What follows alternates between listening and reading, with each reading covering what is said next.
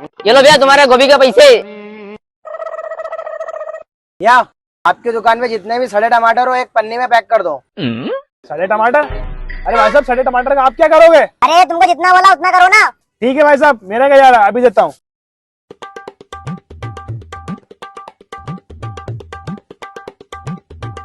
ये लो भाई साहब आपके 1 किलो टमाटर। हाँ, अब एक काम करो, ये सड़े टमाटर एक साइड रख दो, इसमें से 1 किलो अच्छे अच्छे टमाटर कर दो।